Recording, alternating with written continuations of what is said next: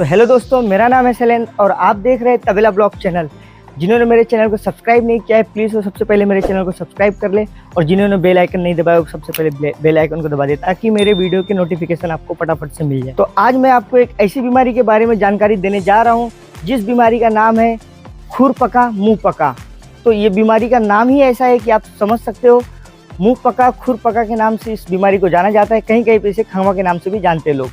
तो इस बीमारी में मुख्यतः होता क्या है कि पशु के मुंह और खुर ये दोनों जगहों पे इनके छोटे छोटे छाले निकल आते हैं, जिसके कारण पशुओं को काफ़ी दिक्कत होती है।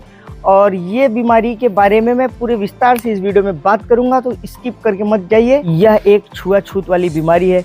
जैसे कि मान लेते हैं कि मेरी इस भैंस को खुरपका मुँह पका की बीमारी हो गई है, तो वो इस भैंस के जरिए इसके बाजू वाली भैंस में फैल जाएगी, और जिसके कारण 2 नंबर का रोग हमारी 3 नंबर को लगेगा। और ये रोग हमारी सारे जानवर को, आपके पास 50 है 100 है कोई मानने नहीं रखते, जितने जानवर है सारे जानवर इस रोग से प्रभावित हो जाते हैं। तो इसके लिए आपको टीकाकरण करा लेना बहुत ही ज़्यादा जरूरी है, तो जिसके कारण एक दूसरी भैंसों को ये बीमारी हो जाएगा और आपका मिल्क प्रोडक्शन पूरी तरह से बंद हो सकता है। इसके लिए आपको इस बीमारी के बारे में जानना बहुत ही ज़्यादा जरूरी है। जिन्हें पता है वो तो आसानी से इसका टीकाकरण करा लेते हैं, लेकिन जिन डेयरी फार्मरों को नहीं मालूम होता, छोटे किसान भाइयों को नहीं मालूम होता, तो वो काफ़ी दिक्कत में आ जाते हैं, इस बीमारी के चपेट में आ जाते हैं। और ये बीमारी बहुत ही ज़्यादा प्रभावित करती है हमारे जानवरों को। ये एक विषाणु रहित बीमारी है। यह बीमारी जो फटे खुर वाले जानवर होते हैं, जैसे कि गाय, भैंस, बैल, बकरी, भेड़, जंगली हिरन, सुकर, जैसे कि आप देख सकते हो यहाँ पे फटे खुर वाले, जिनके खुर में यहाँ पे आप देख सकते हो बीच में से गैप हो, ऐसे ये फटे खुर वाले जितने भी प्रकार के पशु आते हैं, ये बीमारी इन सारे जानवरों को प्रभावित करती है। इसमें मुख्यतः गाय और भैंस आते हैं, क्योंकि सबसे ज़्यादा ये इनका प्रकोप, इस बीमारी का प्रकोप सबसे ज़्यादा हमें गाय और भैंसों में ही देखने को मिलता है। इस बीमारी को ठीक होने के बावजूद भी वर्षों तक पशुओं की प्रजनन क्षमता प्रभावित रहती है। बहुत ही डेंजर बीमारी है, तो टीकाकरण तो आपको जरूर करा लेना चाहिए। इस बीमारी को हम पहचानेंगे कैसे कि हमारे पशुओं को ये बीमारी हुआ है, तो सबसे पहले इसके लक्षण क्या है? इसके लक्षण है हमारे पशुओं को तेज बुखार हो जाता है, तो आप चेक करोगे तो इनके शरीर का टेम्परेचर बहुत ही ज़्यादा बढ़ जाता है, पहला लक्षण। दूसरा, इनके मुंह में और खुर में अगर आप देखेंगे तो यहाँ पे खुर के पास में इनके सड़न पैदा हो जाता है, और ये आप खुर देख सकते हो, यहाँ चारों साइड से ये फूक जाता है और अंदर से भी ये सड़ जाता है, और इसमें कीड़े भी लग जाते हैं और इसमें से बदबू भी आती है। तो ये, और उसके बाद इसके मुंह में अगर आप देखोगे तो इसके मुंह के अंदर, जीभ पे, सारे जगहों पे छाले नजर आएंगे। ये तो हो गया हमारा दूसरा लक्षण, और यही सबसे मुख्य लक्षण होता है। और तीसरी बात, हमारा पशु कुछ भी खाना पीना सब छोड़ देगा, लंगड़ा के चलने लगेगा। हमारा पशु बराबर से चल नहीं पाएगा, क्योंकि खुर में जख्म हो जाता है और वहाँ पे कीड़े भी लग जाते हैं, और मुंह में से हमेशा लार इनके निकलते रहता है। जो लार्वा होती है वो, उसका रिसाव हमेशा होते रहता है।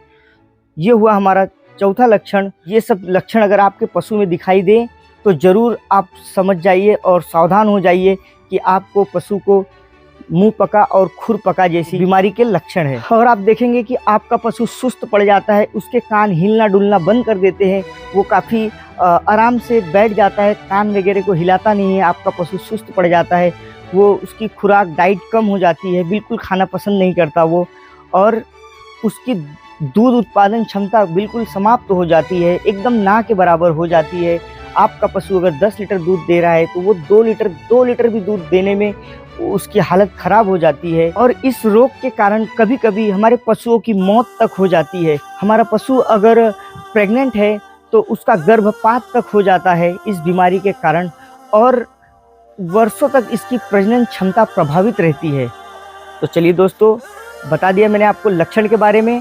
तो ये सारे लक्षण अगर आपको दिखाई दे तो तुरंत आप उस जानवर को क्या करें, तो इसके बारे में भी बताने वाला हूँ। सावधानी क्या होनी चाहिए हमारी, अगर इस टाइप से कोई भी लक्षण हमारे पशु में दिखाई पड़ रहे हैं हमें, तो हमें सबसे पहले क्या करना चाहिए? प्रभावित पशु को सारे पशुओं से दूर और कहीं अलग, हमें दूरी पे कम से कम 100 मीटर 200 मीटर के दूरी पे हमें उन पशुओं को बांध देना चाहिए। इन पशुओं के बीच में से उन्हें निकाल के कहीं दूर, जैसे कि मैं आपको दिखा दूं, हमारे यहाँ पे अगर कोई पशु को ये बीमारी होती है, ये रोग होती है, तो हम उसे वहाँ पे आप देख सकते, उस साइड आप देख सकते हो काफ़ी दूर वहाँ जंगल टाइप का है। हम पशु को वहाँ पे पेड़ के छाँव में अकेले बांध के आ जाते हैं और उसका खाना पीना जो भी है, जब तक वो पशु अच्छी तरह से ठीक नहीं हो जाता, हम उसको जंगल की ओर बांध देते हैं और काफ़ी अलग, वहाँ दूसरे पशु का आना जाना नहीं होता। आप भी कुछ ऐसा ही कीजिएगा, उसको अपने फार्म में से, अपने तबेले में से उसे निकाल के कहीं दूर ही रखना काफ़ी अच्छा माना जाता है। और अगर हम पशु को इन सारे पशुओं से अलग बांधते हैं, प्रभावित पशु को, तो उसके द्वारा जो भी वहाँ पे घास, जो हम उसे चारा वगैरह खिलाते हैं, उसका अगर वो चारा बच गया है, उसका वो जूठा पानी बच गया है, उसका दाना बच गया है, तो उस दाने को, उस चारे को हम कभी भी इन पशुओं के आगे नहीं डालेंगे, क्योंकि उसमें जीवाणु होते हैं, क्योंकि वो लार के जरिए उसमें जीवाणु मिक्स होते हैं।